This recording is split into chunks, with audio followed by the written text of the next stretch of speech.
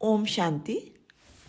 आज का गुरु जी का प्रवचन सगुण और निर्गुण पर है।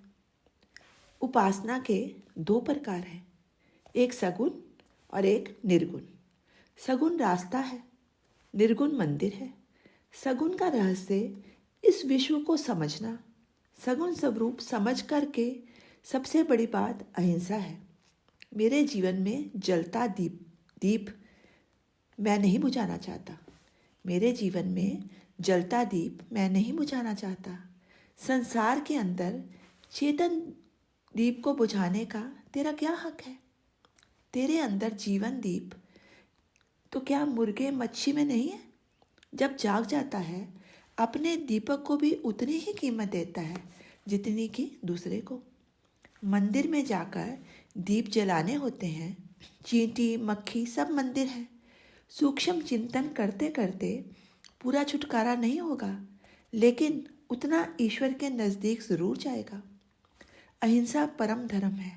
धर्म के नाम मुर्गा बलि, बकरा बलि, भैंसा बलि। लोग इतने मूढ़ हैं। पहले अपने जीवन में अहिंसा का जितना विकास हो सके करो। मेरा दीवा अगर मैं चाहता हूँ जलता रहे तो औरों का भी तो जलता रहे ना। वो हर देह को मूर्ति समझता है, पूजा करता है, तभी तो दीप जलाता है।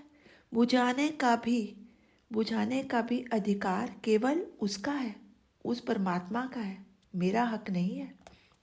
जिसको दीप जलाना नहीं आता उसको बुझाने का भी कोई हक नहीं है। पशु हत्या से विकसित होकर नर हत्या करनी शुरू हो गई। शस्त्र धर्म की रक्षा के लिए उठाए हैं। अपनी मूढ़ दशा को मजदूरी देने के लिए देवी देवताओं के हाथ में भी पकड़ा दिए। घटिया आदमी ऊंची से ऊंची चीज को अपने लेवल पर ले आएगा और बढ़िया आदमी के हाथ में घटिया चीज ऊंचाई पर चढ़ जाएगी। अंदर का द्वेष कितना गहरा है, सबूत मिलता है। शस्त्र से अत्याचार होते हैं, सदाचार हो ही नहीं सकता। हमें जन्म जन्मांतर से अभ्यास है दूसरों पर हिंसक होने का। गांधी जी कहते थे, वो भारत माता आपकी मेहनत और पसीना मांगती है, उसके लिए अहिंसक होना है। झूठ बोलकर आप आत्मा और परमात्मा की इंसल्ट करते हो। ईश्वर दर्शन कोई नहीं करा सकता, स्वयं यात्रा करके ही हमें प्राप्त होगा। इसलिए वंचित रह जाते हैं, जन्म के जन्म चले जाते हैं, बेकार में बर्बाद कर देते हैं। मंदिर का शिखर आकाश का नमूना है, क्योंकि गुंबज में आवाज़ गूंजती है। चकोर में इतनी आवाज़ नहीं आएगी जितनी गोल में आती है। जब ओम का उच्चारण करोगे और अमृत का मेरे ऊपर ही वर्षा होगी।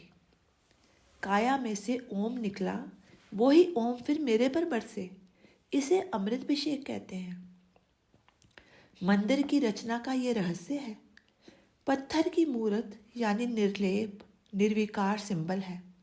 भगत तेरे सामने जो खड़ा है निर्लेप है। इसके लिए कोई अपना नहीं, कोई पराया नहीं।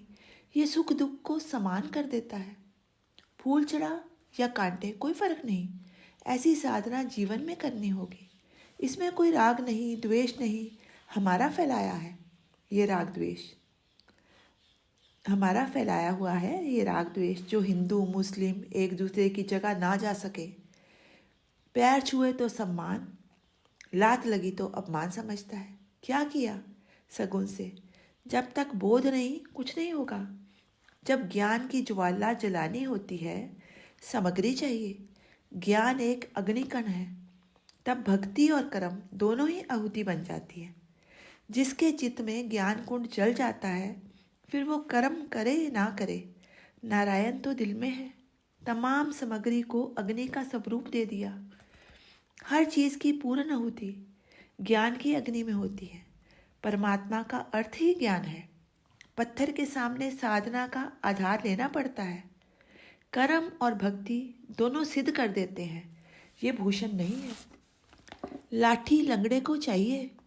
लाठी से भी जैसे कर्म और भक्ति भी आदत हो जाती है, मोहब्बत हो जाती है।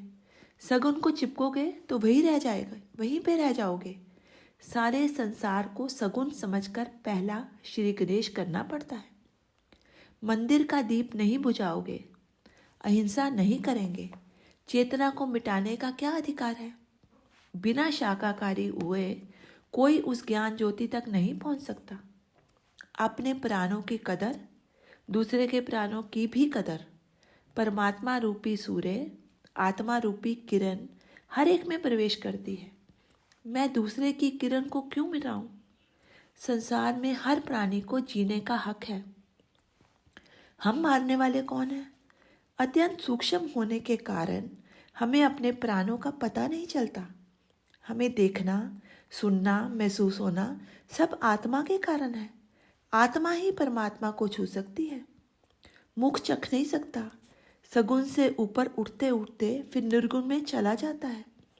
खुद के जाल में फंसा, फिर बाहर निकला सांप, फिर तेज दौड़ता है। हमारे जीवन भक्ति और कर्म की केचुली में फंस जाता है। जब बाहर निकलता है तो फिर बहुत तेज होता है। सगुण से परिपूर्णता तक नहीं जाओगे तो निर्गुण तक कैसे पहुंचोगे? हर धर्म का चिंतन करना चाहिए। चिंतन के लिए समय और चिंता रहित होना चाहिए। झमेले वाला नहीं जा सकता चिंतन में। झमेले वाला चिंतन नहीं कर सकता। मुक्ति यानी मोती तो पाना चाहते हैं, पर किनारे पर खड़े तो कैसे मिलेगा फिर? ओम शांति।